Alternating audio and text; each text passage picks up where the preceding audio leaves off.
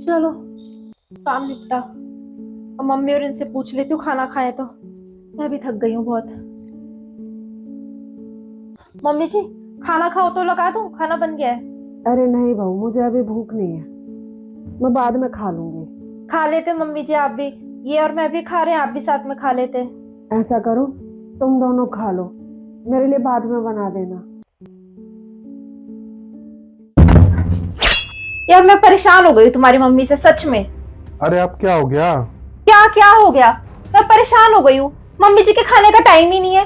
कभी कहती है दोपहर में लगा दे खाना, कभी कहती है शाम में लगा दे। अब मैं क्या मतलब दिन भर रसोई में रोटियां ही सेकती रहूं? मेरा आराम करने का टाइम नहीं होता। ऐसे ही चलता रहा ना, मैं घर चली जाऊंगी अपने। इसलिए लाए थे क्या आप मुझे शादी करके? नौकरानी बन के रह गई हूं मैं। अपने लिए तो मेरे पास टाइम है ही नहीं। दिन भर रसोई में लगे रहो बस। अच्छा ठीक है, शांत हो जाओ। मैं करता हूँ मम्मी से बात। अरे खा लीजिए मम्मी, सबके लिए एक साथ रोटी बना देगी वो। अरे, कह दिया जब भूख नहीं है, ऐसे का जबरदस्ती खा लूं? भूख लगेगी तब खा लूंगी। कोई बात नहीं मम्मी जी, मैं आपके लिए बाद में बना दूंगी। क्यों भाई, क्यों बनाओगी इनके लिए अलग से खाना? तुम मेरी बीवी हो, इस घर की नौकरानी नहीं हो। एक दिन की बात हो तो देखी भी जाए। इनका तो रोज का ही हो गया है। आपका तो कोई टाइम ही नहीं है खाने का। जब मन चाहे तब बना दो खाना मेरे लिए। अरे वो कोई फ्री थोड़ी बैठी है आपके लिए। आप तो सारा दिन खाली बैठी रहती हो, कोई काम धाम तो है नहीं आपको। और इसका मतलब ये थोड़ी है कि ये भी आपके चक्कर में खाली बैठी रहेगी। अरे एहसान मानो खुशी का, जो एक पैर पे खड़े होकर सारा घर का काम कर लेती है। आपको तो कोई शर्म है नहीं। अरे शर्म मुझे नहीं, तुझे आनी चाहिए। जो तू बहू के सामने मुझसे ऐसे बातें कर रहा है। बहू, कोई जरूरत नहीं है मेरे लिए खाना बनाने की।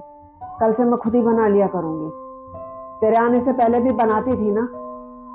और तू, जब तू छोटा था ना बेटा, जब सुबह स्कूल जाता था और स्कूल से आता था, तेरे लिए मैं गरम खाना बना के देती थी। चाहे तेरा मन हो या ना हो, जब तू कहता था तब तेरे लिए खाना बनाती थी। मैं समय नहीं देखती थी उस टाइम कि मैं थक गई हूँ या मुझे और भी काम करने हैं।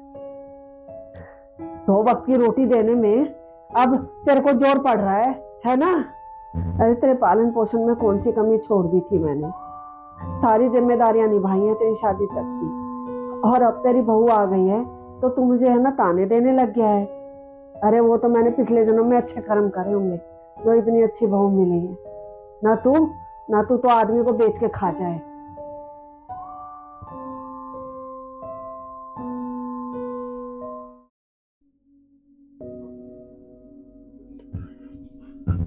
मम्मी, मुझे माफ कर दो।